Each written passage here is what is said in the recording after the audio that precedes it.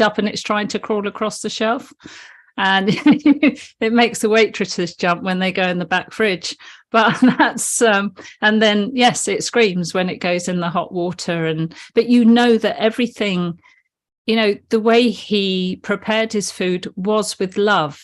He loved food, and I grew to love food because I loved the taste of it. I loved the finished result, and it was. I learned so much just watching, when you watch masters at work like that, any top chef in a kitchen, how cleanly they work and how much respect they have for the food as well.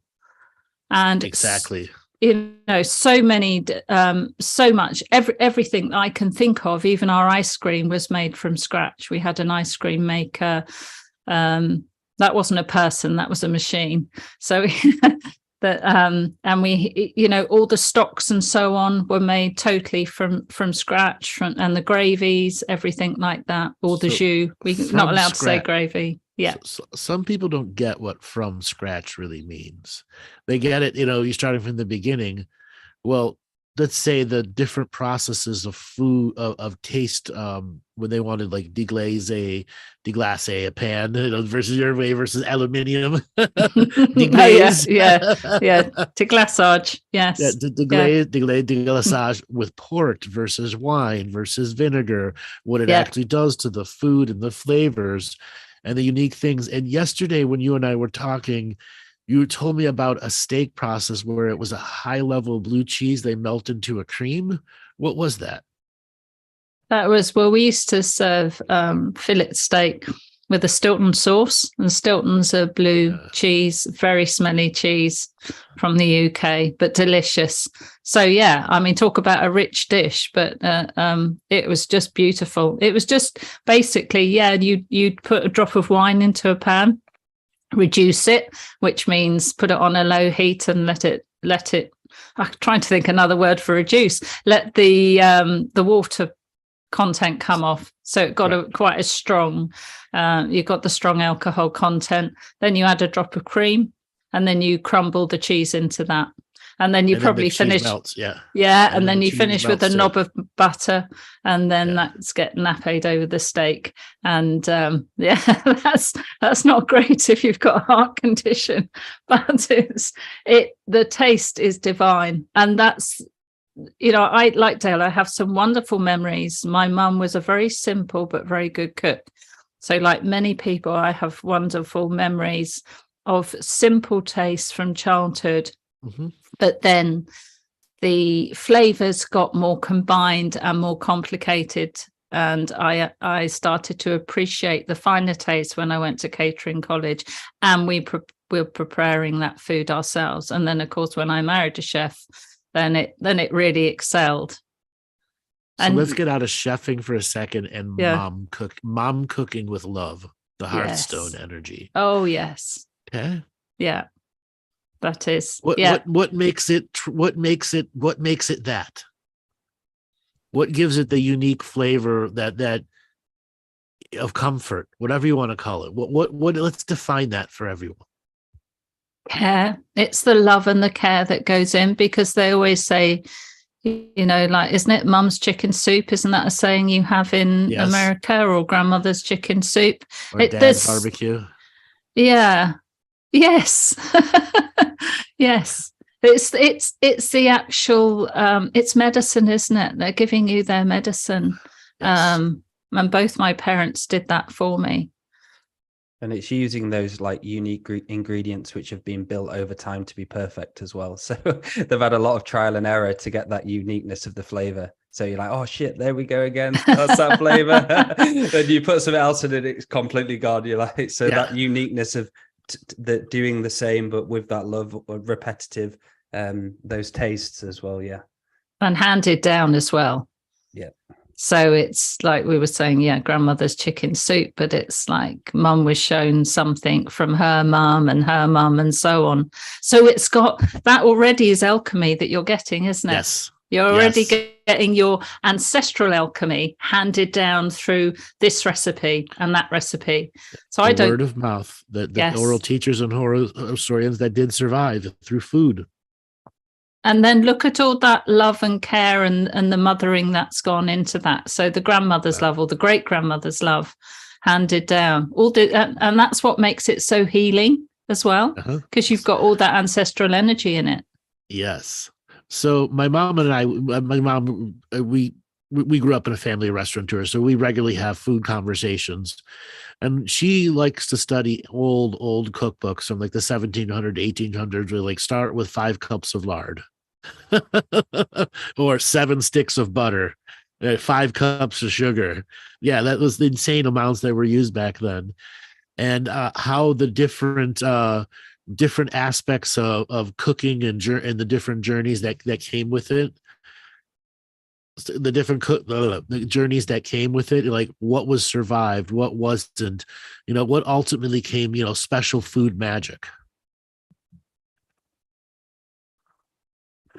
So food magic that isn't restaurant, that isn't how would I say this, isn't just for ordinary eating, ritualistic food, where we take the next level of intention and we are bringing our higher levels of unique healer's aspect to it. Just as you would give a session to a person, you can give a session to your food. We did that in the Reiki training, actually, being able to do a treatment to the food to change it, which was interesting. It does change it too. Yes. And it's a co-creation with the food as well, isn't it? Yes, it is a co-creation with the food. Knowing what you're cooking, does it give off water? You have to prepare for that. Knowing your materials ultimately is knowing the flavors at the end that you're trying to put together. So what would you say for, say, someone like a chef who's been there for 3 to 4 or maybe 10, even longer, actually, let's say 20 years, and it's just repetitive food? Do you find, would it change a lot of the food, I reckon, from their emotions, how they are in the day? A chef is one of the most challenged people out there because they have to be an accountant and a cook at the same time. They have to be a people manager and a people pleaser at the same time. They also have to know advertising and marketing. Okay, they need to know who the customer base is. They need to be able to go out there and truly talk to the customers and get feedback. They need to have. Oh my god! I'm nutting. So we're having somebody that just boot them. Sorry. So ultimately, we are going to the chef has to create those higher frequencies of potentiality so that they have an ongoing restaurant, an ongoing greater concept. So when a chef wants to make those changes to that level, they're going to have to make the sacred changes. Instead of just seeing it as a cooler, it's your stored wood area. It's your place that you do your art. And if your art is magic, that room needs to be protected so that magic is at its greatest levels. Also, this is my website's been under constant attack for the last, 2.5 months.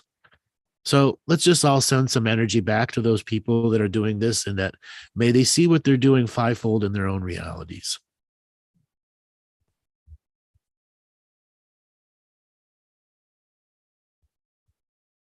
Can you just lock the room?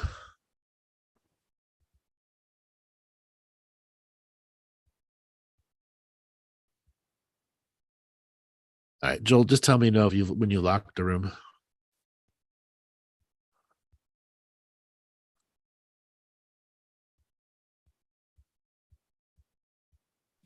Room's locked. All right, and then make sure everything else, like those features we talked about, those are all off. All right. Sorry about that, everybody. Where were we, Dale?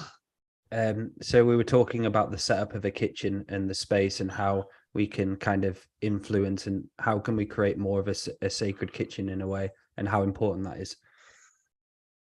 Right. So Laura, you've set up kitchens before and you've set up ritual areas. How hard is it to hybrid a ritual area in a kitchen? You're muted.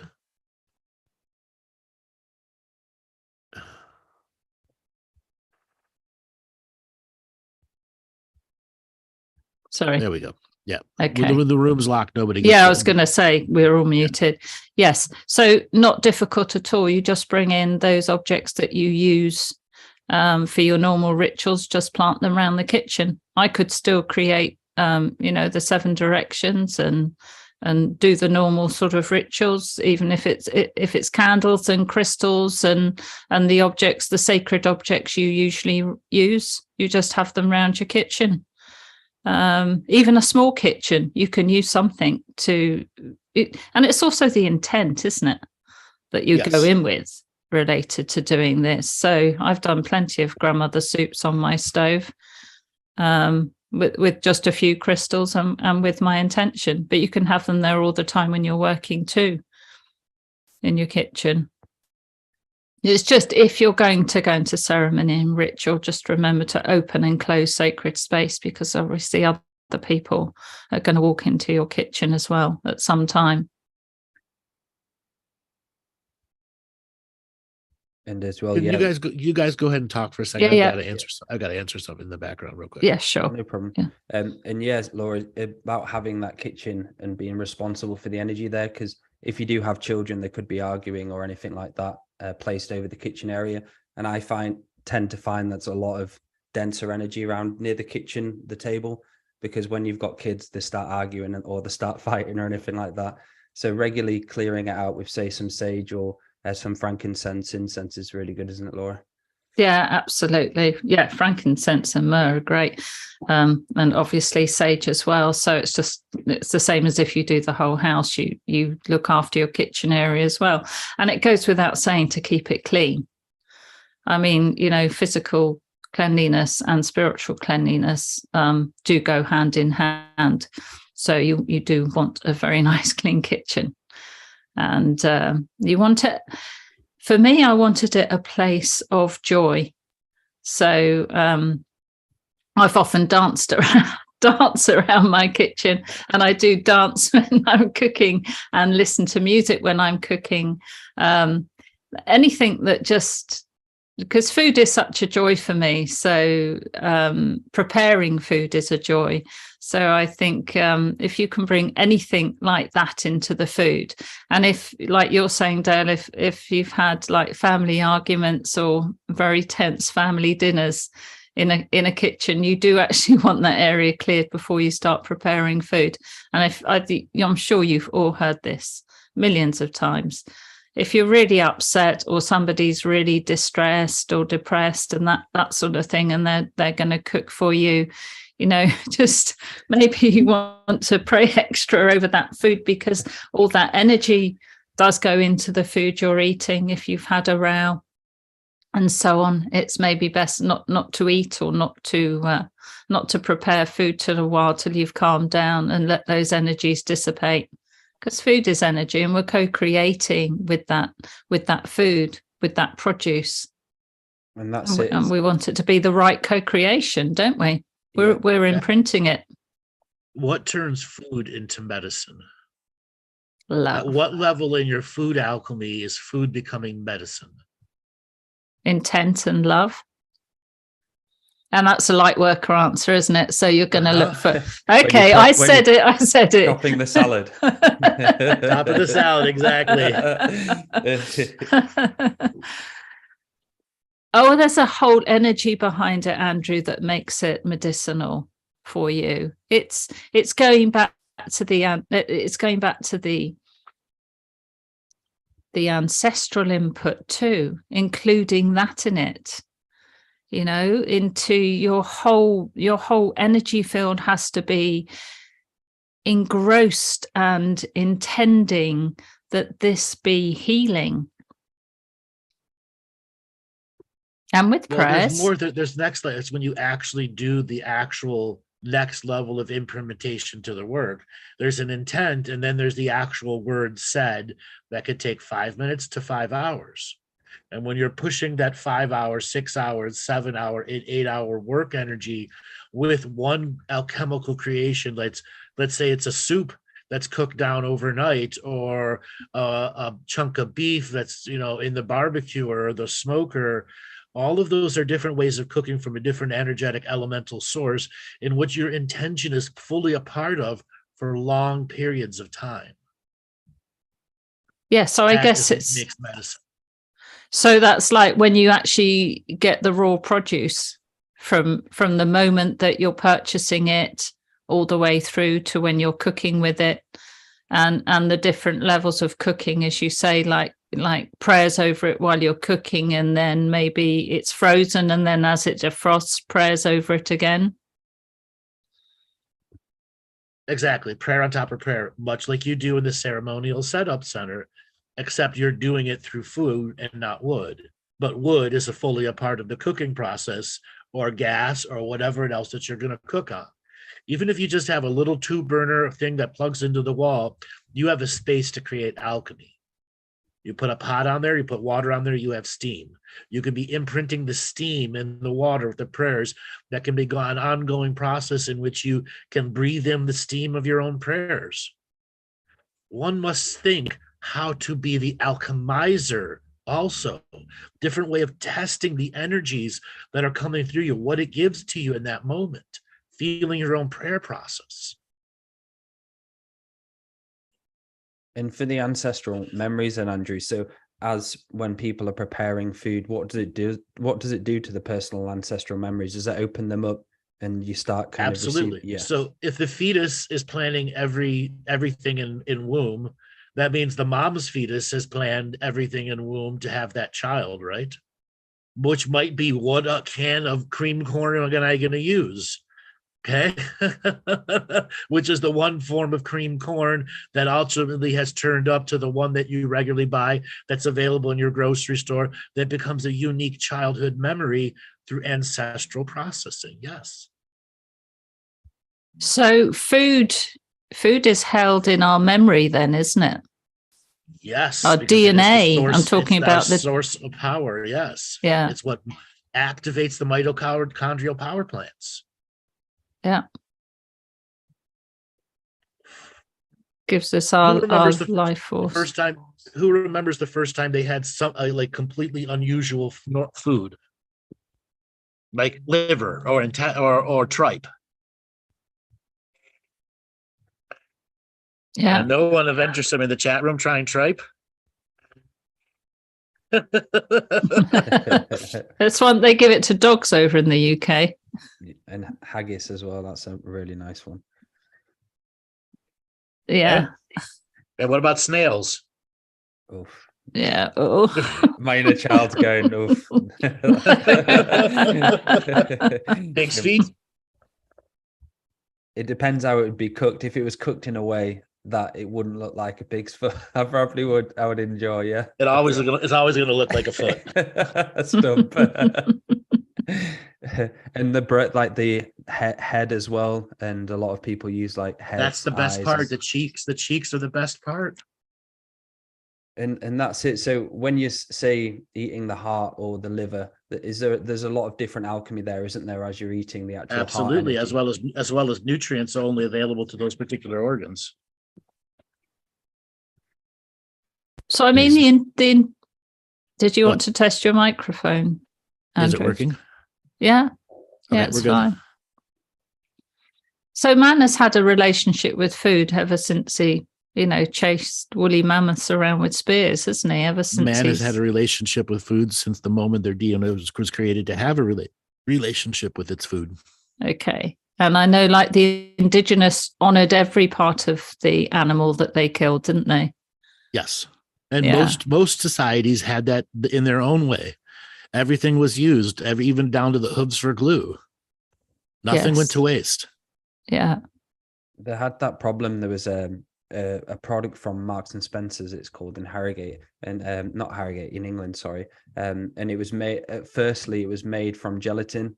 And there was that many complaints about it, they had to change it from gelatin. But I thought it was a good thing because you're kind of using all the materials. I was like, it's probably a really good thing to use that as well, because you're using everything, even the bone, or absolutely everything is being used. And you can use, say, the fur or the skin for warmth as well. I think it's really cool when that happens, where everything's used.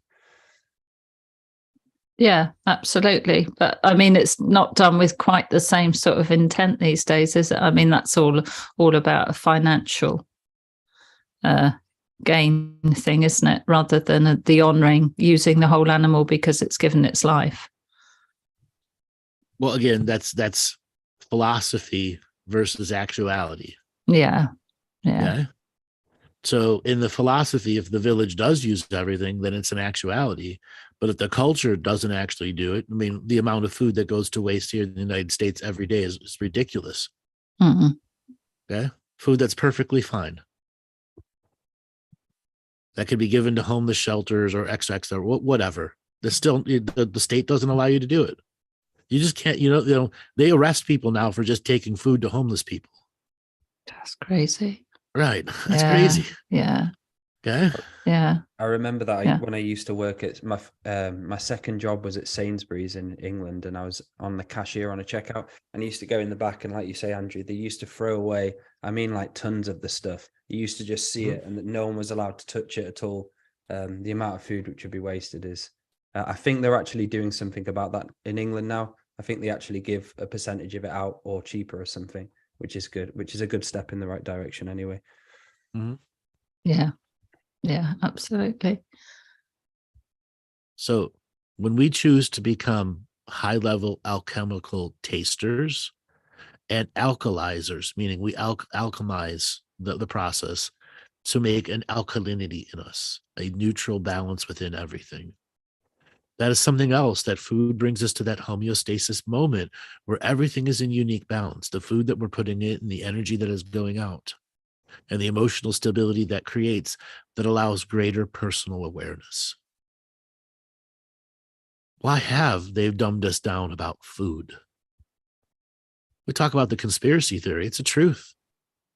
They've taken away the connectivity that food had from the individual to the fast food now. So what is that 16-year-old kid putting in your burger? His energy or her energy. Yeah. Yeah. And what do you think that does to 65-year-old grandmothers when they eat 16-year-old kid energy? Screws them up. Mm. Yeah.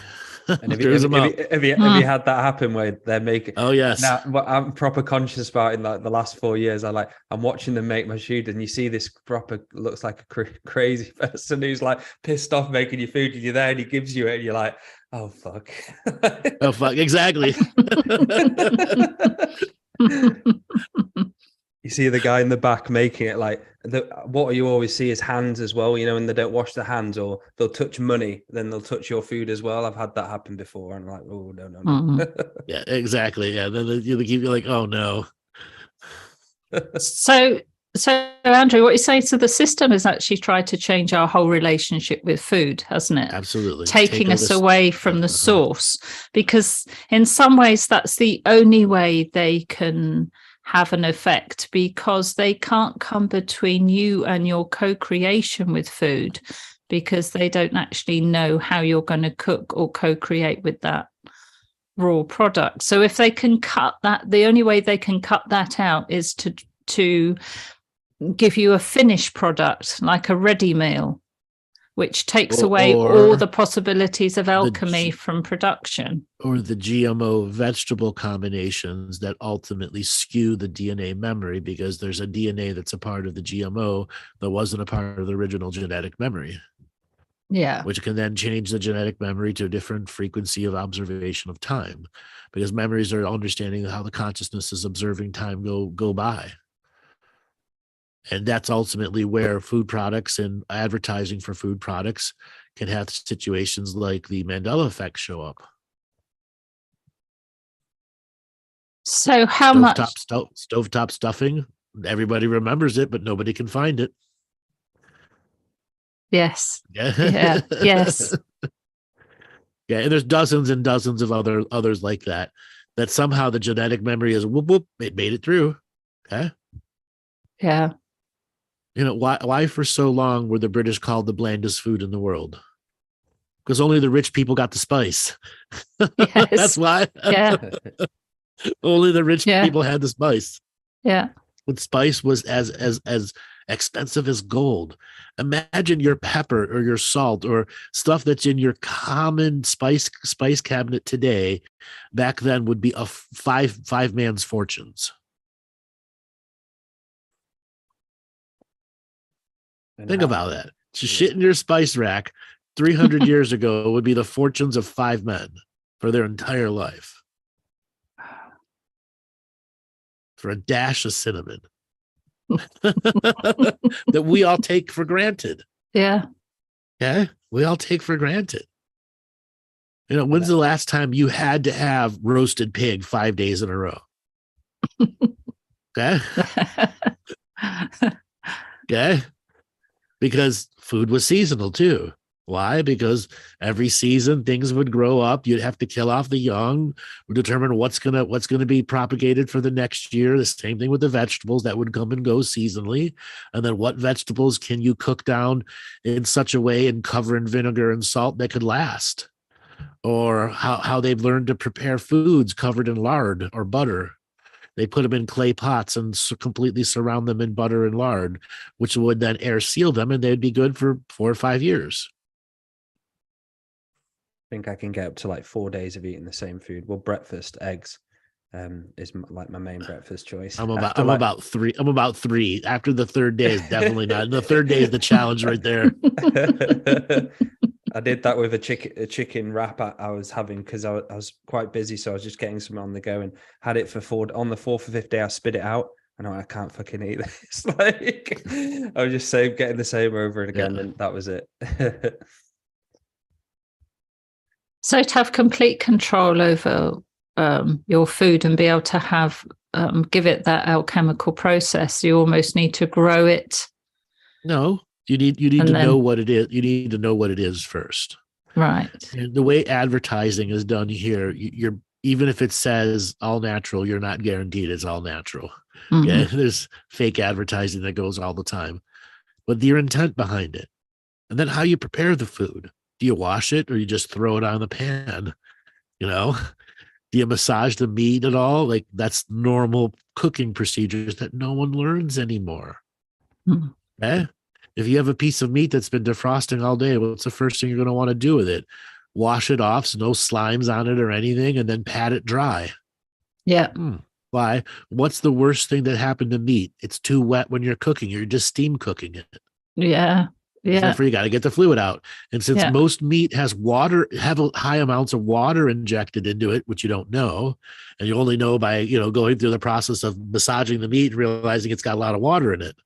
And at some point, it's going to let go that water. Well, what do I do with that? All that's going to be flavor that you want to capture. Yes. Yeah. Okay? Same with the vegetables.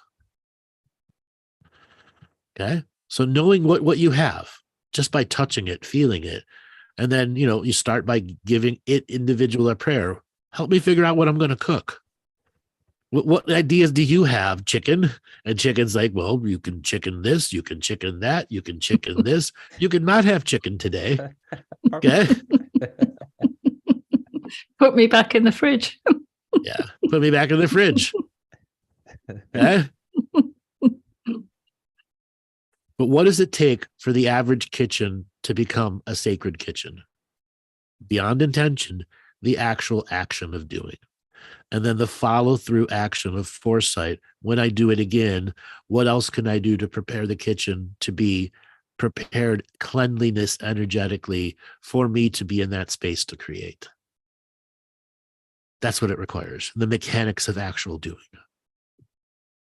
And that is the thing the system can't take away from you, is that co-creation you're having with the food. Right. Food is the last place where magic exists. Yeah. And it can't get rid of it unless it's all TV dinners. Yeah. Because someone's always going to come up with a new recipe. I mean, I'm sure most of us do a lot of the time, don't we? Come up with something totally new or a new take on something. Correct. Everybody's made their version of their unique peanut butter sandwich with whatever's on it. Okay. Yeah. I saw a person do peanut butter ice cream and chocolate chip cookies onto a sandwich. Great. I want to try one. I'm not going to eat it regularly. Okay, deep fried Twinkies. Have you ever been in the South here in the United States? It's a huge thing. Yeah, A deep fried Twinkie. deep fried Mars bars and Snickers in fish and chip shops in the UK. Oh, in Scotland. Yeah. We'll try one when we're on the tour. Yeah. I like game. Pheasant's nice. I used to work at a shooting lounge called the Sportsman's Arms, and we used to have lords and all sorts of characters there through the shoot season. And they used to be there drinking till probably about 5 a.m. and you had to kick them out. They were all like rowdy. They just wouldn't leave, just spending thousands of pounds. And we sold stuff like pheasant and grouse and all sorts of different things like that, which are incredible. The deer as well. I love roe deer and the tenderloin from the deer as well. So it opened me up for a lot of different ideas. And I went in there, hated it. I hated the idea of eating a deer for some reason because of Bambi or something like that 15 years ago. Then I was like, all right, I'm going to tell my brain to switch off, because with food, I find the brain is usually the thing what puts you off. So if when I quieten this brain and not let it judge what I'm eating, it's usually a totally different experience. Instead of the brain going, fucking fuck no. Right. So the first time I had brain or tongue. Now, it was brought on to me both times it was brought on to me very fast. I didn't have a chance to react. I had a choice, brain or tongue. Okay. I chose brain the first time. Now, it was a sheep's brain that was in this unique Mexican sauce. And beginning, my mind was rejecting it, though I will let everyone know. I will try just about everything once. There are things I will reject, though. So the brains, they're maybe that big. Okay. And they're oftentimes cut in half or quartered, so 2 pieces or 4 pieces. So when you bite into one, the imagination versus texture. The texture matches your imagination of what the brain would look like or feel like. It is spongy, full of flavor, but it has all these little ridges and arcs and things. So like reading Braille, you could feel the texture of the brain. It was quite tasty. My mind couldn't get over the texture. Okay. I finished eating it. I'm like, ooh, okay. That was great. That was great. And then the tongue came. Okay. And this was when I was in Mexico. The tongue, oh my God, the most succulent piece of meat I've ever had. Could I get over it being a tongue? So just like the brain, I had the tongue part, but my taste won out. And I could feel the rejection. No more tongue. I'll finish this tongue. Okay. And it finally, pleasure of flavor won out versus whatever was rejecting in the mind. I had that with like chicken skin. I love chicken skin, and it's crisp up with some flavor, and I'm there eating it, seeing like the hair still, and I'm like, fuck it. My brain's trying to tell me not. Yeah. Look at what the fuck it is. I'm eating the hair, seeing it go to me. I'm like, shut up. It tastes so fucking good. Chicken skin is like one of my favorite. But when I was in my light worker mode, I mean, both Dale and I have done this. My mind was able to convince me that chicken in front of me, that I've always loved chicken. And my mind started to see it running around as a chicken, and I was taking its life, and, I shouldn't be eating it, and actually managed to change the taste of it in my mouth. So I found it repulsive to eat. But that was going from mind and not from heart. Right. Because as a kid, and always still, I've enjoyed my meat, love my chicken, and was joyful on it. Yeah, joyful eating it. Bambi tastes really good too. Venison. Yes. And feels the other thing very controversial that got over here. Goose liver, very controversial. Oh, that's even more. Foie gras. Foie gras. Yes. Yeah. And it tastes divine, doesn't it? We were saying that absolutely yesterday. Divine. Yeah. And then there's the alchemy of cooking in duck fat. Yes. Have I had head cheese? Come on. I'm Greek. Yes. I've had head cheese. I've made my own head cheese.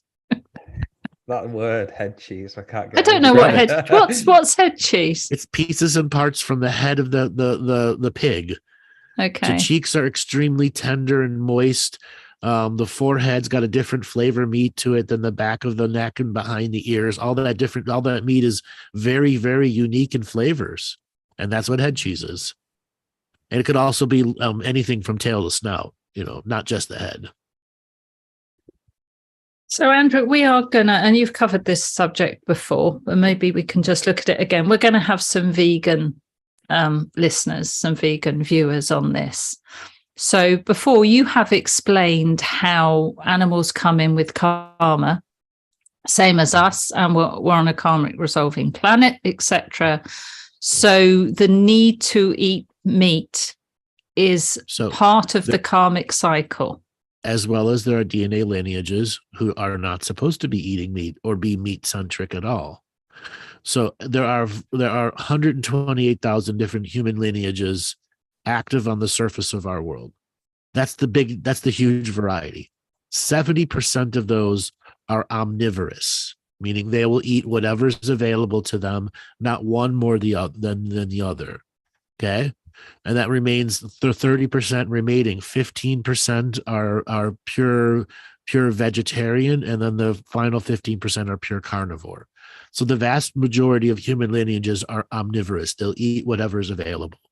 Okay. But that also comes from a seasonal agrarian culture and society versus a hunter-gatherer society, which would be nuts and berries oriented, because that's what you could get the most of until such a time that you just nomaded into the next place that had the next seasonal vegetables always available that were protein-based. Now, when we come to our modern society, the hardest part about being a vegan is being a good vegan. Like any other eating process, being a good person the way you eat, knowing what you're eating, the protein that you're getting, and doing the basic math. Am I actually getting protein that is giving me processing power every day? Bad vegans end up not having protein and getting sick. A good vegan knows how to shop and understands the expense behind it and makes sure that everything that they eat has protein in it. And they don't live off protein powders or protein bars. That's being a bad vegan. The same thing applies to a meat eater, eating way too much meat versus not having any vegetables. Okay? Learning to balance all of those and making sure that you're getting the protein from the amount of work that you do daily, monthly, and weekly. If you can understand that basic math, coming to terms with a diet is not hard. It's going to be commitment, courage, and discipline that keeps you on that diet, doing it right, and educating yourself how to cook, how to shop, how to effectively buy things and make them last longer. And have you seen those actual, I can't get it, those like meals that they're selling left, right, and center now, like a shake? So like HelloFresh, great ideas, but is the price of delivery to your house versus actually going and buying it at the end of the month, does it add up? If you're a person that shops once a month, that's probably great for you. If you're a person that shops for a family of 4, that's a ripoff for you. Other than the fact that it's a pre-prepared meal, then all you got to do is open it up and throw everything into one container, and it's done in a matter of minutes. Okay? A mother of 4 has to cook for how many people? Think about it. A 2-year-old does not eat as much as an 8-year-old. An 8-year-old might not want to eat anything or will eat everything else. Okay. And then there's the potential, is the father there or not? And then the mother has to eat too. And then somebody has to do the dishes. Mm-hmm.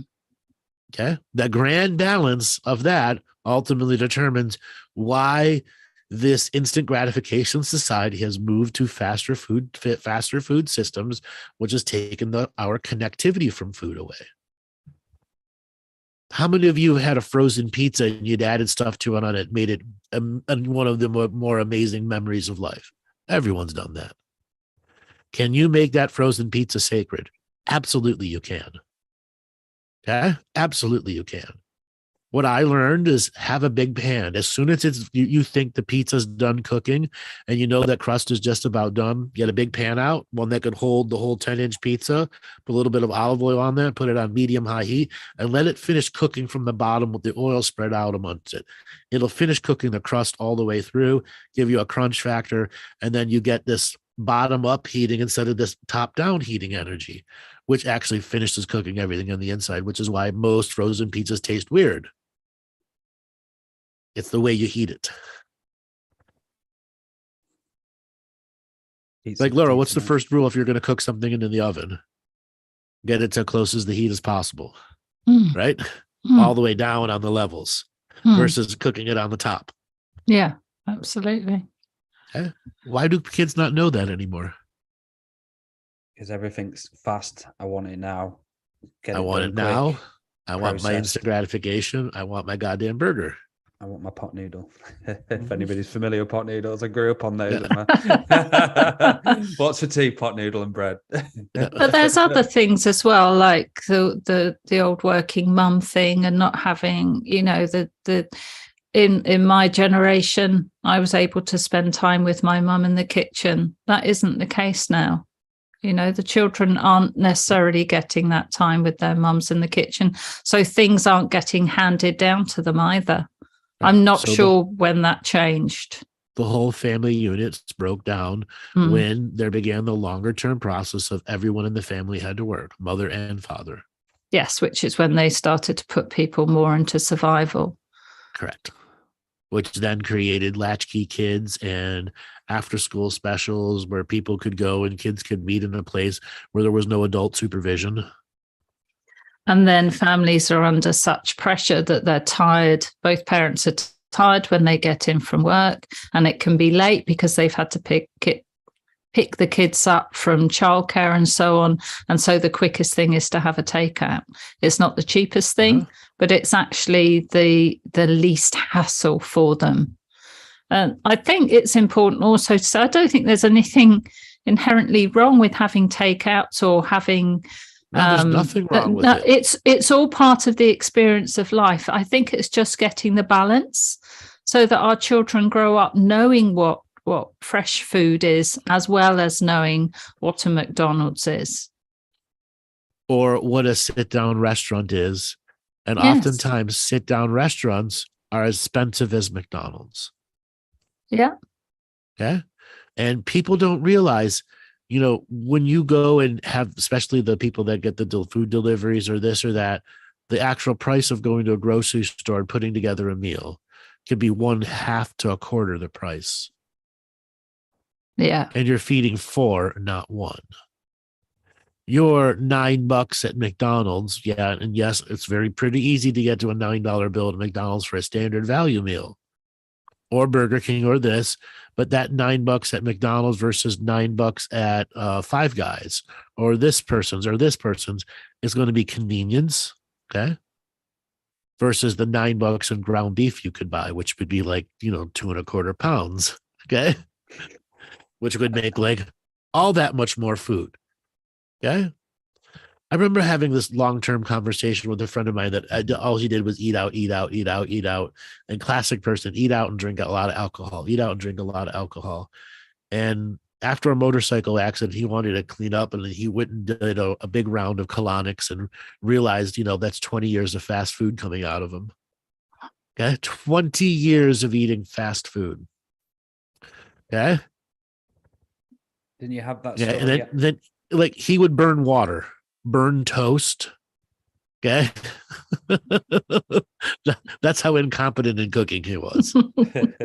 Did you have that story, Andrew? I remember a while ago on one of the shows you said about someone who was addicted to McDonald's and they went for a colonic and they got rid of a ridiculous amount of weight. You're the same person. Same person. Yeah. Like 41 pounds over 15 colonics.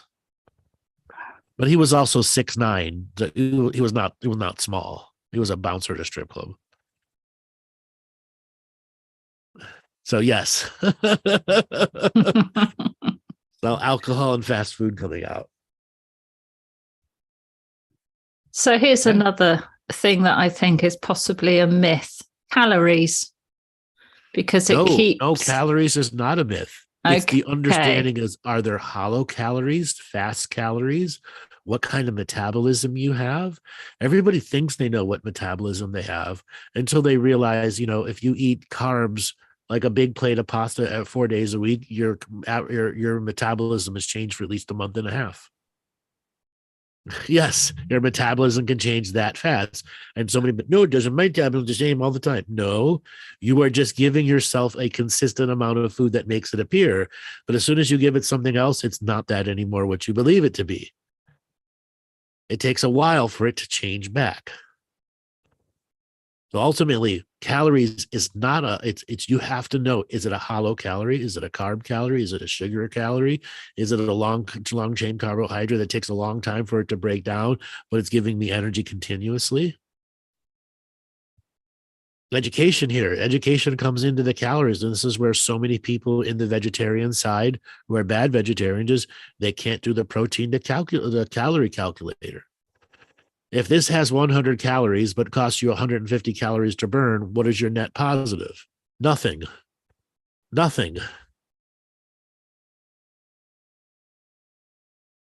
And as far as spirituality and doing like ceremony or meditation or anything like that, how much calories do we burn more when we're doing spiritual high energy work? Triple, quadruple, 10 times.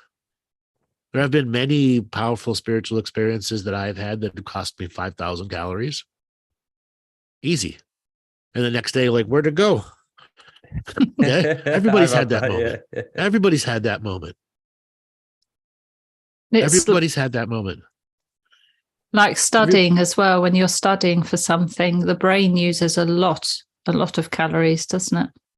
Absolutely. Uses a lot of calories. But what kind of calories is it burning? Go on. Okay. Where's it gathering it from? Glucose. Sugars, carbs. Yeah. Okay? Instantly available converted energy. Let's say you've burned up all the carbs in your intestinal tract. What happens then? And you're still studying. So what does it start eating next? Not muscle. Yep. Immediately muscle. Right. Okay. As soon as there is no on-demand energy, it goes immediately into doing muscle, which creates body-based depression. Science, go look it up. Yeah. Diet 101. You know, if you want to take me for the truth, go and read about it all yourself, how fast you will eat your own muscle. And there are people that, because of the type of diet they have, they're forever eating their own muscle and growing their own muscle, and that's why they get fat very fast. Yeah? They're doing the opposite of everything that their body's telling them. And that's what a lot of people don't really listen to the body, do they? About the amount of people who come to see me and they're in quite a bad state with the eating. They don't listen or have no awareness they should be listening. Yeah. It's just like something turned on, like a program, which just won't be aware of what's really going on. I've been there. Yeah, well, me too. And if you think, I didn't realize about needing 40 grams of protein a day until Andrew said. I mean, it took a galactic historian to tell me how to eat. The world standard for the last 50 years. Yeah, I don't know. It took you to tell me. It took you to tell me not to eat porridge. What is this English obsession with porridge for breakfast? Eat eggs. I can't eat porridge. You can have porridge. You just need something else to balance with it. Otherwise, as soon as you're done burning that up, you're burning fat immediately. You're burning muscle immediately. Yeah. As soon as you're out, you're done with the porridge. Yeah. And why would people eat porridge? Okay, because they had to go to the fields to work. It was instant energy. Yes. But also porridge in the 1700s is not the porridge that you would have today. That porridge could have like 4,500 calories in it because it was cooked with a pound of lard. And it had chunks of bacon that were the size of your thumb in it. Okay. Bacon and porridge, that's one to try. Yes, bacon and porridge. Anything that had fat in it. Like some bacon in that, darling. Yes. Yeah. Okay. Anything that had fat in it. Imagine your porridge being cooked in a pound of lard. A pound of lard. What are the calories in the pound of lard? Okay. That's what I'm saying. That porridge is packed full of calories that could last you all the way to the lunchtime. You wouldn't run out of calorie power. Yeah, I guess they ate more animal fat in those days too. Fat was absolutely necessary to survive on. Yeah. Yeah, it must be in my DNA because I do love some of the animal fat. Like, there are many people like in the early times of getting out in the United States in the 1500s, 1600s, that they would be living off of elk or deer, which had virtually no fat on them. And they could have 3 meals a day and still die of starvation. Imagine that. Filling up on deer steaks the entire time and still dying of starvation. That's why fat was so necessary. And remember that marketing. I remember growing up and all you saw was from the shops or advertisement was fat free is healthy. So there was like a marketing movement, Which was there completely opposite of the truth. Yes. Yes, I remember that. Yeah. And then it was don't eat eggs, wasn't it, over here? Yep. There And was then something eat eggs, wrong and then with don't you. eat eggs, and then eat eggs, and don't eat eggs. And Yeah. you see that all the time. Don't eat this, but eat this.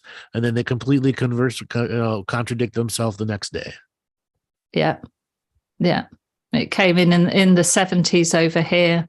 So instead of having the full English breakfast, you had to have this nimble bread, which had basically nothing in it, and flora instead of butter.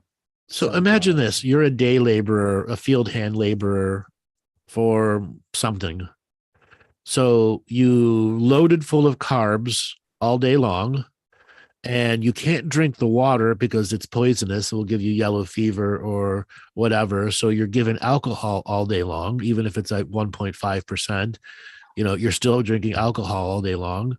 And then when it comes to dinner, you're given this gigantically hunk of meat and broth and carbs that would make you go to sleep. And then they'd give you a beer that usually had some kind of suppressant in it at night also. Okay. So you go right to sleep. Right. So you could wake up at the crack of dawn to do it 6 days a week. Backbreaking work. You wouldn't have a long life, that's for sure. Right. You wouldn't have a long life. Okay. You get muscular really fast. Okay. But as soon as you're out of that work, all that shit would go away. I reiterate, imagine eating something cooked in a pound of lard, and all that lard is put onto the plate for you to lick up at the end. You wouldn't want to waste that food, will you, like we do now? No, you would never waste that food. You'd have to have all of it to give you that energy because you know you'd fucking need it. You know you're going to need it. Okay. So these, diet to lose weight type meals, and they're there for the undisciplined who want to learn how to be disciplined, and for the very lazy who believe they can beat lazy by having somebody else cook for them. Sometimes it works. Well, the whole point of the diet is commitment, courage, and long-term discipline.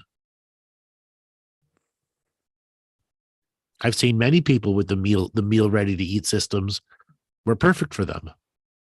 And then there are others, they just rotted in the refrigerator because I don't want to eat that. They're full on food snob.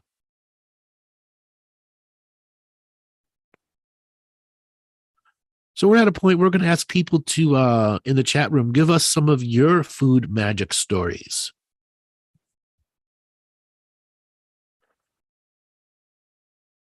Anybody out there? Epileptics? Epileptics. Okay, I read it wrong. Yeah, everybody has different things in the way that makes their bodies digest food differently. And we were touching on that earlier.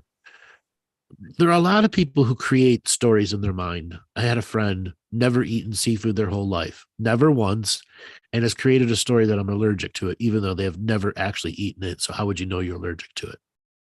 Because they created a no in their mind at such an early age, and it was the only way they could control their environment was through food.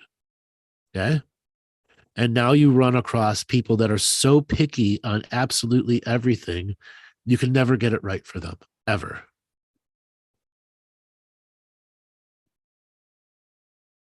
And that's where the programs have come into control. Right.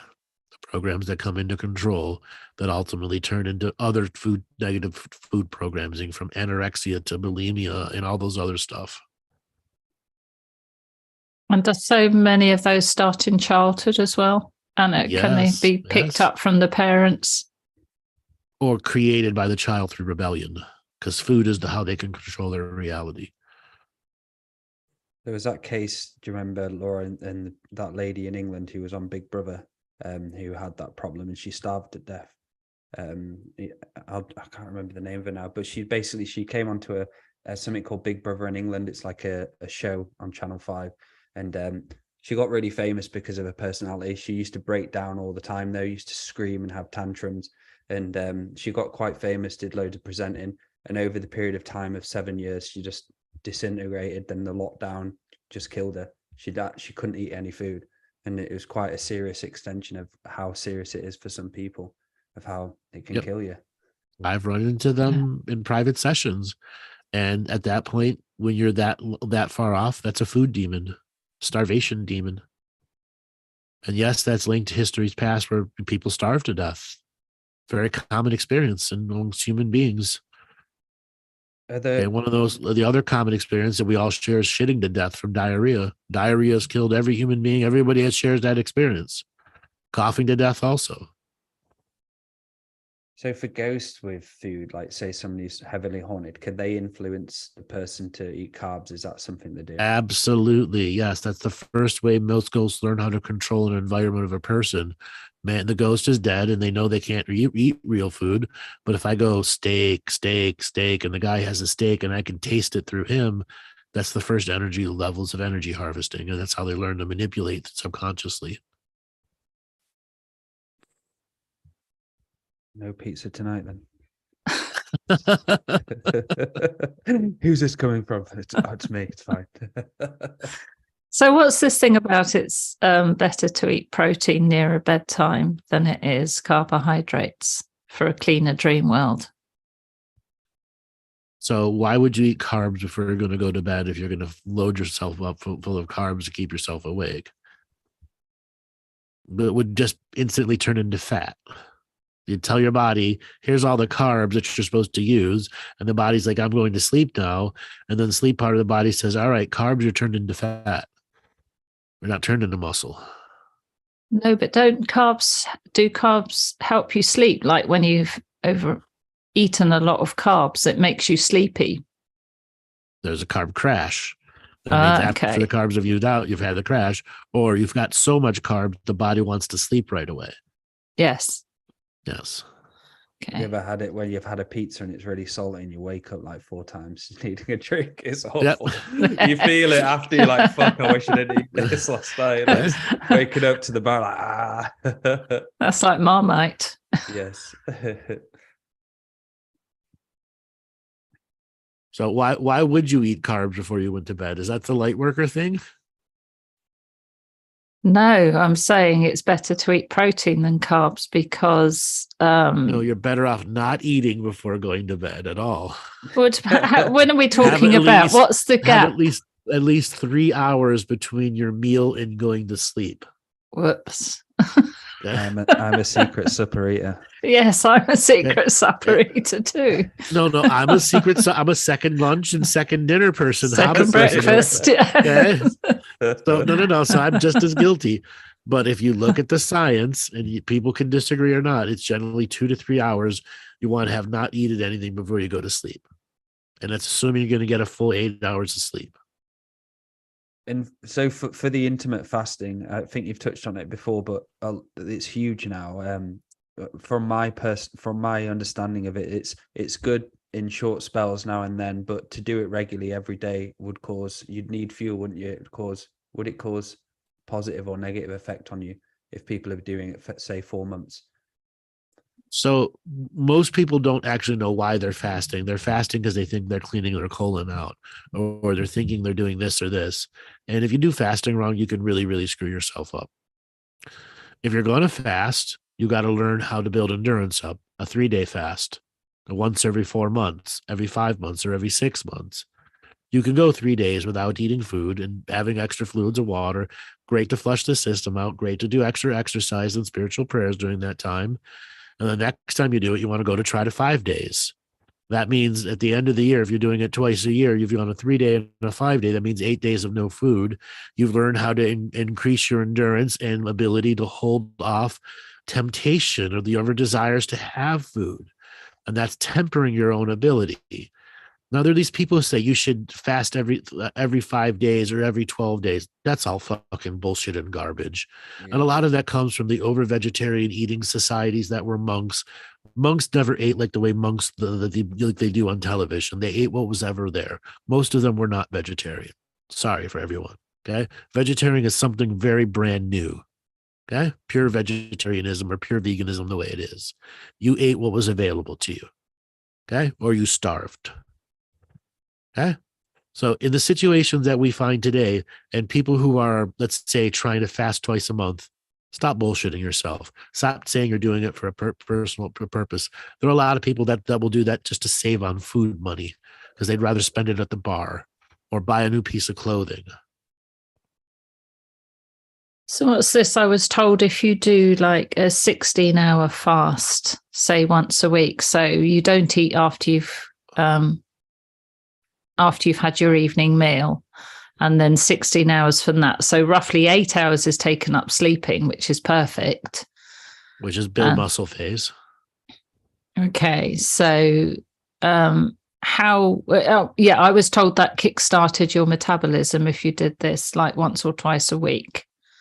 It can, but everybody's metabolism is far more malleable than you believe.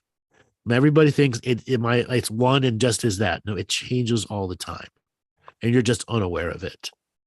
Okay. If you're trying to kickstart your metabolism, you then have to have the follow-up. Okay. What's the point? If you're trying to build muscle or you're trying to just lose weight. In all reality, anybody that is super serious about wanting to actually lose weight and finds the commitment, courage, and discipline, you actually have to put on muscle to lose weight faster. You have to go into weight training, separating the arms and the legs and the core and all the different muscles. They all get their full exercise and workout, shorter reps, higher and mid to higher weight counts until you build yourself up. That is where the weight will fly on and the muscle will come back on. And then healthy living after that is the continuing commitment and courage to balance the muscle that we're putting on. And then the cardio work will be doing. Cardio does not burn fat. Okay. Yet all these people want to make you think cardio burns fat. No, cardio is for overall body health, wellness, and the vascular system. Okay. Having a good heart cardio also means that you can go longer for exercising. So at the point that you're beginning to build yourself up with the commitment and courage to stick with a diet, measure your protein, and actually do the exercise that's not cardio, you lose weight faster than you could. Or you go on something like the pure protein diet with no carbs and no sugars. What is it? The Atkins diet. The Atkins diet. Yeah. Unfortunately, I know people that lose 50 pounds in 2-3 months, 60 pounds in 2-3 months. But as soon as they go off that diet, the weight comes right back on. Okay. I found that. Go ahead. No, go on, Andre. You finish off. That is where so many people misunderstand what their metabolism is. Okay. When you're on the Atkins diet and you have no carbs and no sugars, you have trained the body to burn fat over muscle. That means your metabolism is taking fat, something that takes a very long time to break down, and the body's enforcing breaking as much fat down as possible for daily energy. There is no sugar, there is no carb, other than the minor gram or two you have here or there. The body is leaning itself, using the fat intentionally.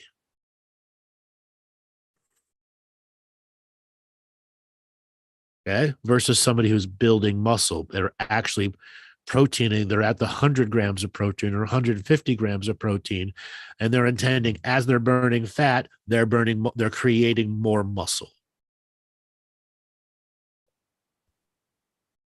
And this is where advanced yoga, weightlifting, and standard cardio is the absolute best thing one can do for changing themselves, because it's what fosters long-term commitment and courage. And just a quick question about exercise.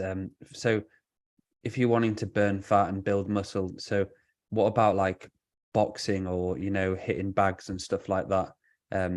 And what's your opinion on that? Because I'm currently wanting to do something like, I don't know, maybe jiu-jitsu or something. What's a karma with, punching and stuff like that? What would you recommend for someone who's wanting to do So martial arts? any fighting exercise expression, there's nothing wrong with it. Yeah. In fact, I absolutely encourage everyone to go and do it and try it. Why? Because it's a different form of exercise, a different form of getting pleasure from exercise. I know people that just cannot do the weights. They can't sit on the exercise bike. But as soon as they go and do jujitsu and roll on the round on the mat for an hour and have a half-hour talk, they lose weight faster than anything. Because the commitment to the education is there.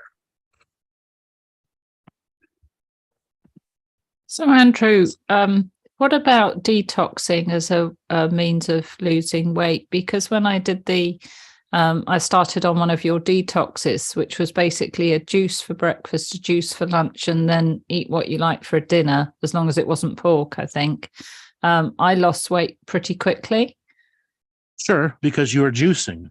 Mm. But the weight can come back on very fast. You should not be cleansing to lose weight. And that's something the weight loss industry has hijacked to the negative side of what colon cleansing is. They advertise, come and get 10 colon cleanses in 5 days and you'll lose 30 pounds. That's 30 pounds of fluids. Okay. Yeah, but also they sell you these drinks, don't they? That is supposed to have all the nutrients in, so you just have a drink, right, for breakfast or lunch. Changes your satisfaction process, and a lot of people can't sit with the drink, or the drink becomes their cigarette. It's a dopamine release to beat the negative food programming.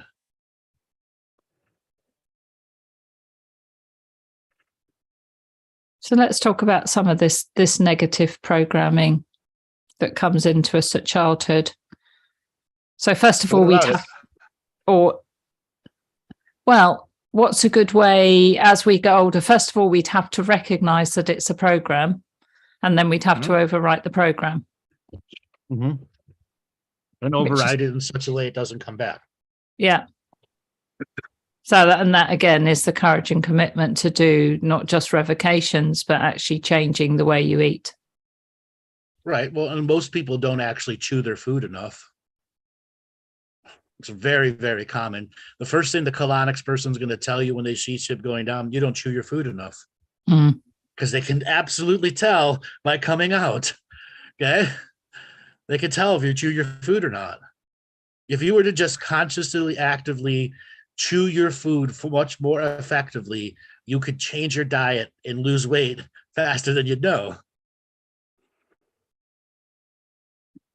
But I guess so many of us are in such a rush in life is part of it. Well, food has been rushed. You have the half-hour lunch meal break, which is a corporate imprint into humanity, versus the generally hour labor. If you're a day laborer, you'd have an hour labor break. That means that half hour to eat your food and half hour to let it settle before you went back to work. Okay. Or splitting up the labor, during, 2 5-hour sessions instead of 1 8-hour session. You get far better work out of people that way, especially in the fields.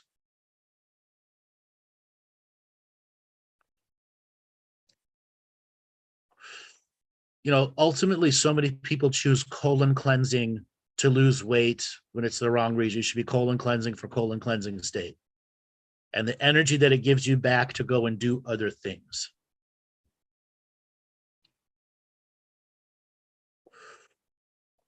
And if you chew your food, when you go for a colonic, it won't hurt as much. Well, not only that, they can literally tell. I mean, we've all had those moments, where it's like a glacier breaking off and trying to go through a little hole. And it's like, okay. And then comes through. We've all had that moment. I had that on my 5th colonic. I was in that much pain. I just wanted to tell them to just get it out. I want to go. And I was there like, I should have chewed my food properly. I had to change the way I was chewing and processing food. It was really bad pain, that. You were clogged up a lot. Yeah, you were clogged up a lot. That's why. And you had a lot of petrified stuff in there. There was a time where I did a colonic, which was one of the greatest colonics. I'll always remember it.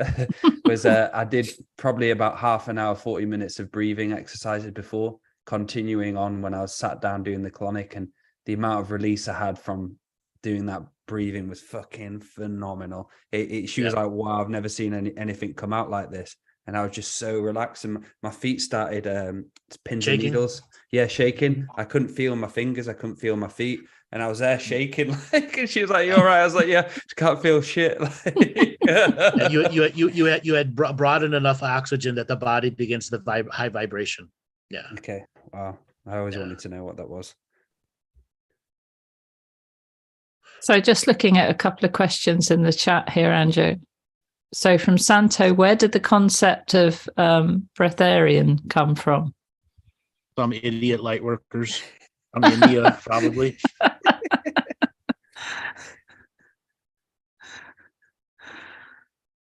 It sounds like all you're going to get on that, Santo. You see stories, don't you, of like says this guy's like 145 and he's just been living off breath, and he's there and he looks like he's pretty much a corpse, but he's got nothing there, but he's still going. And I'm like, that fucked with me a little bit. I was like, is he? I was like, is he not? Are we light workers are some of the dumbest people out there. Are we opening up the room today because it's 8:20? No, we're gonna keep the room locked. Oh, I don't mean open it. So are we going to have hands up to answer questions? Yes, we're going to take questions. Yes, that's what I mean. Okay. So ask people to go ahead and raise hands. Here you go. You heard him, guys. Raise your hands and come on. Raise your hands for the bacon.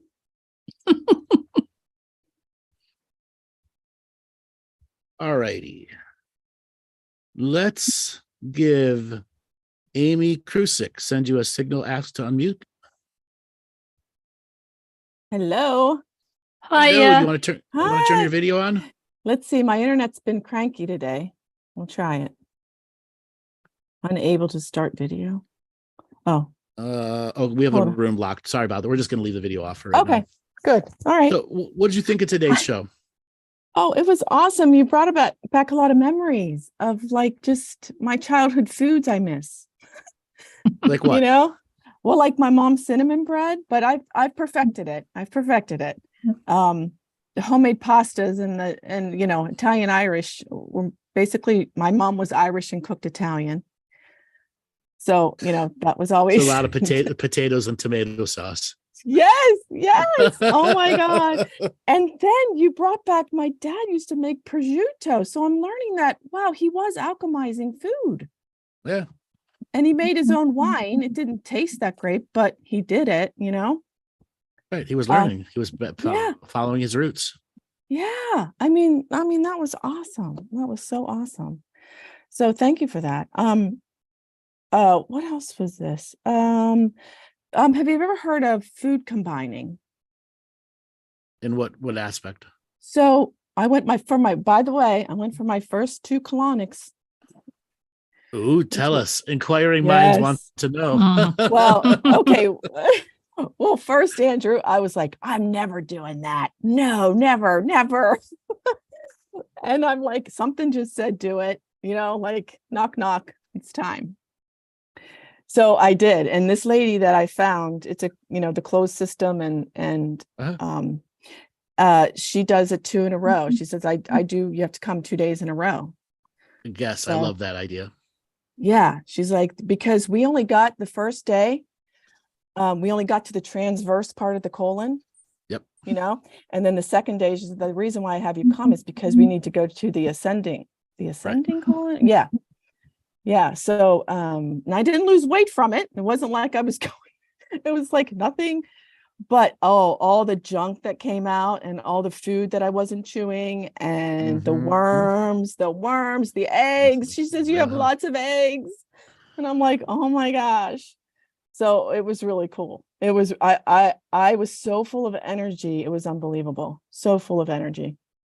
Right. Because all that shit that you got out was occupying energy for you. Yeah. You were keeping it alive. Yes. Yeah. And she was explaining about the liver and my pancreas and I was having trouble with my eyes, not functioning, and it cleared up. like it's connected. The eye's Toxicity. connected to the. Yeah. Yes, I can't wait to go back. Honestly. 80% of your immune system exists inside your intestinal tract. Oh. Now she did say, what about the oh my gosh, what do you call it when you yeast? Yeast. Candida. Candida. Oh Candida. yeah, Candida. So I think she kind of said we haven't even gotten to there yet. I didn't see anything coming through yet. It'll come down to this white foam that'll last for like Mhm. 4 or 5 minutes, followed up by the stuff creating the white foam. Yes, that's Have exactly you like ever beer. had a bowel like the movement and you ever had a bowel movement, you look down it and there's bubbles everywhere? That's Candida. Oh, If there's okay. bubbles around little turdlets that are floating, that's Candida. Sometimes you'll see hundreds and thousands of bubbles. That's Candida. That means you're purging a section of Candida out. Ooh. Well, I can't wait to go back for that because I know that definitely needs to happen. But she also said that floaters are good. You want your poop to float. Sure, but you don't want bubbles coming out of them while they're No, you floating. don't want bubbles coming out. And what about the Yeah. parasites? What about the parasites related to Amy as well? What do you recommend for that? Holder Clark. After you're done with this, you can ask your colonics person for a parasite cleanse that they like. I prefer the Holder Clark method because it's all encompassing and it'll kill shit off really fast. And it's very complementative for people that are doing their first set of colonics. Okay, I'll definitely do that. I did get a probiotic and a prebiotic. Yeah, but that's just to restart your system afterwards. Are Yeah. you talking about the long Holder Clark one? I think how many weeks? Yeah, not the 18 days. Parazap, which I tried, which didn't do anything. The fast one. Okay, I'll definitely there's do a that. version without the zap. There's a version without the zap. Okay, Yeah. so just But do the that's basic where you one. shit out. That's where you shit out the dead octopus with the zap. It'll look like a dead octopus. What the fuck is that? It's got arms and legs. Oh my God, that was awesome. So yeah, so that you were just talking about colonics, so that was kind of cool. I just had it done a couple days ago. So exciting. So food combining, that's what she was telling me about food combining. She said it's very important for your digestion that you don't combine proteins and starches together, that you eat first and then you wait 3 hours and eat the starch later. So when you get a meal that's a double serving of pasta with 12 ounces of chicken next to it at a restaurant, what's it doing to you? Oh, wrong thing. Yeah. Okay. Yeah. And that's true. That's absolutely what she's talking about is absolutely true. That's why if you're going to eat the carbs just by themselves. Okay. Don't add all the other proteins and eat the protein later. That's so weird for your mind to even conceive that, because it's like, well, we're used to eating all three together. And right. Carbs and veggies are good. Meat and veggies are good, but fruits before you eat, not after meal, fruit before meal. Or fruit only once a day at the same time every day. Mm-hmm. So the body's trained to do something with the fruit. Oh, okay. Yeah, she gave me some good tips for, green apples are the only apples. She's saying green apples are the best. For intestinal health, yes. But I have to say those golden red apples are amazing, and those Granny Smith apples are too. And I love mandarin oranges. Yeah, those are nice, man. Yep. Yeah, well, nice. Yeah. I mean, yeah. So anyways, that, I was wondering what you thought about that food combining. Yeah, I agree. Very much agree with it. But it's not conducive to cooking, is it? Well, you can't eat lasagna, can you, for start? Okay. I love lasagna. Okay. Thus, if you're going to have a carb plate, have the carb plate. But if you know also the right way of combining foods and the right way of doing it, that's the same thing. If you're going to do weight training, when do you eat your protein? Before or after? I always thought after, to replace the muscle. There are people that give the protein in the little amounts of sugar that the drinks have. Okay. So that means they're processing protein powder immediately to turn into muscle, which again trains the body a little bit differently. Mm-hmm. or having the real protein bomb after the exercise. Cool. Yeah. Before you go to sleep. Eat the protein, Laura, before you go to sleep. Okay. And yet there's people that want to survive off of protein shakes, and they wonder why they're not losing weight and they're just starving themselves to death. Because protein powder is not meant to be used that way. It's not meant as a meal alternative. I don't get what. So on Instagram once, I looked at this Instagram page and they were selling like meal replacements. It was basically just all of it in a shake. And I'm thinking, how the fuck are they getting away with actually advertising that this can be your meal replacement for the full year? If you just pay £10 a day and you just get this powder and it's got everything in there. There is a company out there called Huel, Huel. That's it. It's actually a meal replacement. Okay. And they have designed it in such a way that you can absorb the foods very fast and all the nutrients that are within them. Okay.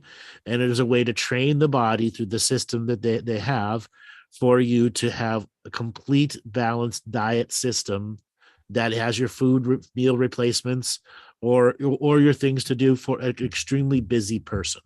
Okay. And it isn't cheap. So if you're looking to go to Huel.com, Huel.com, and their black method is the more expensive one, but you can learn just by reading the science about it. Okay. And you can do a lot of this stuff on your own. You don't need their shake to do it. Okay. You can do it with any other decent quality shake material. It's just knowing when and how to combine everything. So how would that work with the fuel for the intestinal tract, to actually have some matter to like pet fuel? Well, even the black meal system has solid food to eat. It's not all liquid foods. Okay? It's not all liquid. It's not all liquid foods. It's not that way. This is for high level athletes too, that need to function, that need 6,000-7,000 calories per day just to work out. You guys remember the American Michael Phelps that won all those swimming medals? He was averaging a 12,000 calorie breakfast. Just breakfast. Think about it, a 12,000 calorie breakfast. Okay? And then a 10,000 calorie lunch. And maybe a 7,000 calorie dinner. You're quite nice. And that's also, he has instant reserve, right? Instant reserve energy everywhere he goes, too. Okay, built into the muscle system. Okay. What about back in the day, 200 years ago, you didn't live off of 2,000 calories a day. You lived off about 12,000 calories a day because everything was floated in lard or bacon grease or butter or oil. What about cheat days? Does that work really well? Say if you have a really strict diet for the week, then on one day of the week you can eat as much. If the cheat day is the exact same day every week, it's fine. If it's a random cheat day, it actually does more damage to the discipline, commitment, and courage, and what the body's trying to do is getting set. If your cheat day is Sunday, meaning you can do whatever you want to do on Sunday, but Monday you go right back to it, you're set. The body prepares for that. I might try that one. I tried it once. Yeah, I think it worked for like 4 weeks. That's like, then the cheat day became every day again. Right, the cheat day became every day again. All right, Amy, we want to move on to the next. Thanks, Amy. Thanks, Amy. Nice to see you. Take care. You too, guys. Bye. So we're going to give Dandelion Healing Things at signal to unmute. Donnie, how you doing? Am I unmuted? I'm doing good. What did you think of today's show? I see you a big time chitter chattering down there. Yes. Lot to say in the chat. I'm sorry, guys, but I've had 50 years in healthcare, in dentistry and medicine, and my specialty for the past 30 years is brain health. So, yeah, so some stuff I totally agree with you, and some stuff I don't agree with, and that's okay, right? Yeah, we can agree. We can agree. We can agree to disagree. We are not Democrats or Republicans. Exactly. Absolutely.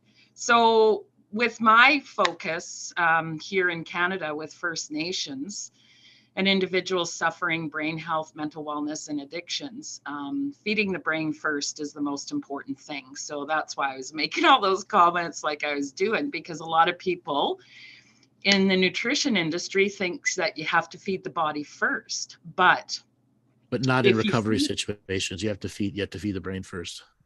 yeah, at all times. It doesn't matter from before you couples even conceive children. They need to feed their brains first to develop very healthy offspring.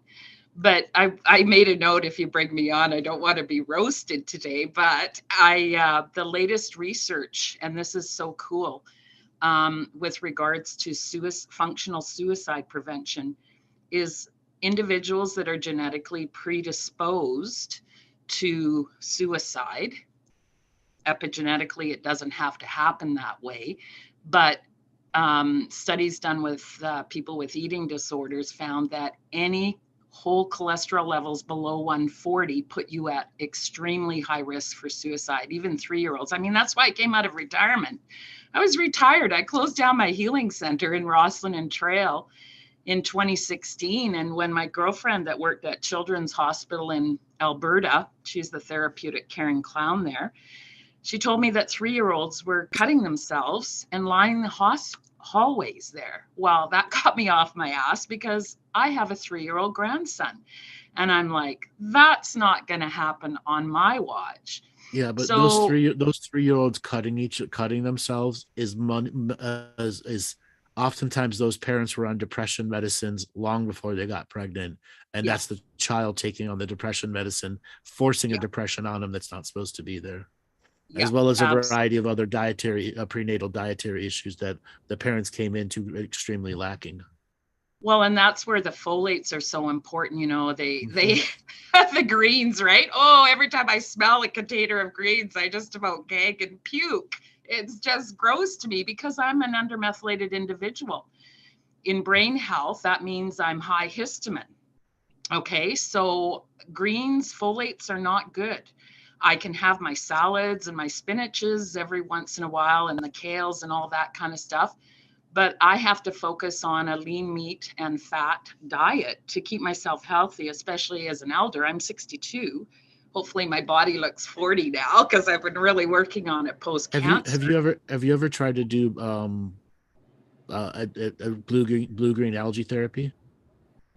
No, because as long as it doesn't go through my GI tract, maybe through my skin, that would be okay. But no, it's really, really simple. So blue-green algae, it's something you can do during a colonic. Okay. Yeah, you know what I think about colonics, Andrew.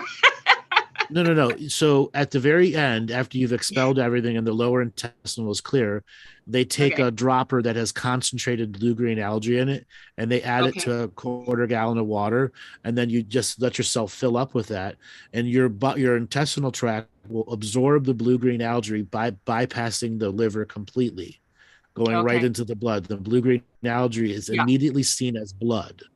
Okay. Right. And then we'll grab all the excess toxins. And then as you do the final expel, you'll have a major expelling of harsh amounts of toxins that are stuck in the blood. Now, this is something that you can do outside of colonics too. After you've done, it's a good purge, you can do your own blue-green algae enema and on a regular basis. And then also the first meal that you eat, before you eat anything, you take a cup of water and put blue-green algae into it, like the droppers of it, and the stomach will immediately bypass it and recognize it as blood, and it'll bypass the liver again, which will double up a way of adding blood into because again, the body sees blue-green algae as if it were red blood cells. Yeah. Which then allows it to oxygenate everything more and then produce more stem cells. Yeah, which is essential for healing. Which might work great for the situation because you need to have that low lean fat diet, which means it's harder to expel some of the bigger toxins because your fibers may not be consistent enough throughout the entire intestinal tract to deposit heavy duty materials. Yeah. And again, your metabolism, particularly for, the divine feminine, changes, oh my God, so much more. Guys do too, but not anywhere near the extremes that I've experienced in my healing practice. over the last 50 plus years, right? In seeing women's hormones health. Oh my God, I'm telling you, I've just experienced that myself personally. And, you know, switching back and forth between keto and then more like the diabetic type diet. There's some positive things about Weight Watchers, but I fucking couldn't be bothered weighing my food every day. It's like, no, I just want to eat this. It looks so good. Yeah, but So weighing it is such a huge part of that process. I know. And I I back it up. You got to weigh it. You got to know what it is. Yeah, exactly. But yeah, you know, food. Well, that's why I do nutrient psychiatry, right? I mean, that's the leading edge in dealing with all health conditions worldwide. We just did a presentation at Northern Health in the hospital here, and they were shocked at what I'd researched and written over the last 30 years, right? Because it's so important and so neglected. And one of my sayings in my books that I've written is, you know, they don't serve you great food in the hospital because they don't want you to stay long, right? Nope. You don't want to stay long in that facility. That's when you get exposed to all the superbugs, right? So, but yeah, I mean, I was excited when I, you know, read that you guys were going to be discussing food, because that's my area of expertise when it comes to whole body healing and particularly brain health. So, because we're in an epidemic. We're in an epidemic. I 100%. We're in a mental disease epidemic and a physical disease epidemic. Absolutely agreeing there. And food, if you were to take control of your lifestyle and get back to that regular Hearthstone cooking and find a cooking style and exercise cycle that can work for you, you could radically change your life with simple discipline, simple commitment, and simple courage. Yeah. And it like you say, it's simple and it doesn't take a lot. You know, start with baby steps first, as in everything. Right. Learn how to make a soup. Learn how to make a soup first versus a stew. Okay. Absolutely. Okay? Learn how to cook small volumes versus enough for 3 or 4. Well, especially, you know, as a single woman, you know, that I am, you know, cooking for myself, I usually make a bit of a batch so that I put stuff in the freezer. And if I've, you know, been doing you're smart. You know how to use a freezer. There are so many millennials out there that don't even know that what a freezer is. Oh my God. Okay? Exactly. But, you know, it's just really, it can be challenging as a single person. That's why those Meals on Wheels and great opportunities in this day and age for people to, you know, there shouldn't be anyone that goes hungry. I mean, in this area, First Nations that I'm at in the Caribou, it's unbelievable. The free food programs that are available to seniors, to all people, street people everywhere. It's beautiful. I have not ever seen that in any community. And I've traveled Turtle Island quite a bit because of when I lectured in dentistry. So, you know, it's an amazing thing that First Nations have really supported that. And my working buddy, Archie Shantyman, who's a medicine man here with First Nations in the Luscas Dene Nation, has taught me so much about food sustainability. And we are the breadbasket here in Western Canada, for sure, all the way, you know, Saskatchewan, Manitoba. You know, there shouldn't be any food shortages. And the key is, you know, that 100-mile radius. I did that when I purchased product for my healing center, but the same thing with nutrients and food, you know, like right now, you guys, right now, a head of iceberg lettuce, which is the crappiest lettuce for nutrition value, is over $5 a head. And romaine lettuce here, meat that's now 97% fat free. Yeah. That's the next thing. It used to be 80-20, 60-40. Now it's 97, 98% fat free. That is considered by all butchers throughout the world the lowest quality of meat possible. Yep. And it doesn't taste that good. No, it doesn't taste like anything. Right. No, it's gross. It's like chewing on your tongue or something. Right. It's crazy, right? But, all right, sorry, darling. We got to let you go. We've got to move on to the next caller. We only got a certain amount of time left. All right, darling. Take it easy. Thanks for calling in. All right. Bye.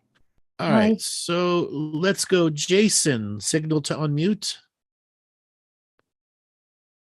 Yes, I accept. Hey, how you doing today? Oh, I'm doing well, guys. How are you? Thanks for calling on me. What Do did we you have think of video? today's show so far? I really like it. Oh, cannot start video. Oh, I really like it a lot. I was very excited. Everything that we've talked about, I've just been um, folding into practical use for healing. It's something about an accumulative practice process. So in the beginning, we were talking about the the sacred kitchen, dancing, singing, putting your intentions into the actions, which I brought up with Laura the other day. That's actually part of mise en place, is having a good attitude and being prepared and setting things up, liking the way you chop, being just a part of the process and honoring it like that. And the Having alchemy, fun with it? yeah, just having fun with it, making it beautiful. And I wanted to offer to everyone, if you haven't seen it, the on Netflix, the series, The Chef's Table. Have you guys seen that? Yes, great series. Great series. Yes. Isn't that awesome? Yes. From the use of fire to the use of the different cooking modalities, and Yep. and then there was the woman who was a monk, but then she, you could see what it really looks like to actually like pray into your food. And some of the people who ate her food were like, this is the best food I've ever eaten, and so on and so forth. But yeah, it's a pleasure to be here with you guys. So let me ask you, I know it's hard to pin down, but what was the most unique food you ever had? The most unique food I've ever had, I've chewed on a bunch of feet. I've actually bought heart and glands from a farm down the street here in South Jersey, believe it or not, and I prepared heart for myself with the intention of what I was doing. That was pretty unique. The intestine, but balls were pretty interesting because Rocky Mountain oysters, yes, they were very difficult for me to eat the first time. Have you ever? And then I had them uniquely deep fried instead of pan fried, because pan fried they still look like a pair of fucking severed balls. Right. I actually had the balls and had to cut the casing. And when I tell you, it makes you very intimately have a relationship with it. Yes. Like zing in your stomach. But then chopping it up and having it was kind of like scallops, it's actually quite beautiful if you can. Right. And then you run across the bowl balls, which are like the size of your fist. Right. One. And then you deep fry those are like deep fried oysters. Exactly. But no, I love the whole process with food, and I have your food revocation on the fridge, and it's in my intentions when I prepare food, to acknowledge it. And yeah, I'm drinking homemade bone broth right now as we speak. And how long did you cook your bone broth down for? 3 days, bro. There you go. 3 days. I did. The best way to do it is if you find yourself a beef knuckle bone, like the knee bone, and just cook that thing down 3, 4, 5 days. Yep. And I put my alchemy and my intentions and prayer into it, and a little bit of valuable spice. That was quite a comment. Blowing everybody's mind with that. And like, did you know that in your spice rack there's a fortune? I was like, holy shit. Pinch of cinnamon. Okay. In the old days, you're lucky if you found anything other than salt. Yeah, it really makes you reassess what it is we're doing out here, and the gray areas that you can be responsible for, in just the flip of the way that you can perceive it, and the way that you get behind it and actually produce and be with it. Exactly. It's been extremely valuable. There was one question I wanted to ask personally. Sure. As far as colonics, I've had a couple, and I was wondering if I should be going more to a professional, because I always want more, and I'm kind of like sitting on one of those self-do-it machines. It's in a place, and it pumps 8 and plus gallons into you, and I do my own massage. But some of the things I hear you talking about, you guys, I'm like, whoa, I want that. I want to see, these things. So you need to go to someone that has a self-recirculating system, that actually is a colonic specialist, that actually sits down with you and goes through the entire process. And will often do stomach massage on you to gather more, to create more peristalsis, so more stuff can be expelled, teach you how to hold it in for longer periods of time so it can go further up the intestinal tract. And once you start getting fluid on some of the more petrified stuff inside you, it can create a gas that could rapidly expel, or it's like opening a can of beer. All of a sudden foam starts shooting down. Right. Or they can tell, all right, we're breaking into the section where there's all this unchewed food that's been stored and stored and stored, and yet they're unable to break it down, and there's big colonies of everything growing on it that don't do anything other than steal your energy. Right. I was I would like the name Amy when you have a chance. Yeah. And then here's something else for people to think out there.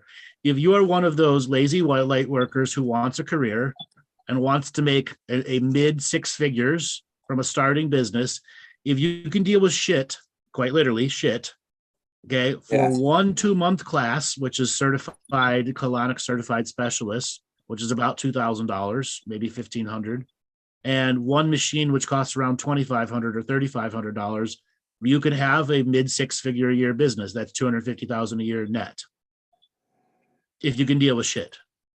Right. They are that in demand worldwide. That's incredible. And that I could co-create with my martyr gang mob and maybe get something done out here, right? There you go. Ice cream and colonics. Can't beat them, join them. Exactly. Ice cream in the winter, in the summer, and colonics in the winter. Well, don't put that on air for too many people. That's maybe that won't go over so well with my customers. Well, they won't know. I mean, you're not going to call it ice cream colonic store. Comes out like smooth served. Right. Selling ice cream colonic sign this way. Yes. Yeah.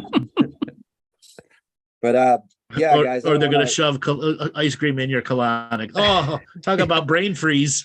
Have an ice cream while you're having a colonic. Yes. No blue-green algae for me. Just throw up some chocolate in there. Might be a bit off putting the chocolate. So when you actually visit a real colonic therapist, they give you more than just blue-green algae. They give a variety of other things that will go right into your rectum area and immediately go right into your intestinal tract. And if you're in an area where you can get water-soluble CBD, you can direct absorb CBD through the same thing. Yeah, I can. So yes, there's a way to. Yeah. There's a whole different way of treating people internally if you know what you're doing. Because in the ancient days, when they shoved the horn up your ass and filled you up with water, that means you're about to die, and that's something they do to bring people back to life. Whatever herbs or shit that they can shove in there and boil down and shove up your ass and hope you hold in long enough. Okay, it's going to save your life. Yeah. Excellent. It's my birthday to guys today. Happy birthday. Happy birthday, Jason. Happy birthday. All right. Thank you very much. I want to wish May your you all colonic dreams come true. I went for a colonic on my birthday once. I remember what the fuck am I doing? I was like, classic light worker goes for a colonic on his birthday. That was about 6 years ago. But I thank you for an exciting show, and I'll let you move on to another caller, and I look forward to talking to you all again. Yeah. Thanks a lot. Thanks a lot for calling in. Thanks, Jason. Thanks, man. Thank you. All right, guys, let's call it an end to the show today. All right, everybody, we will be back next Thursday, the 8th, for ongoing intelligent conversation that is next leveling your healing experience.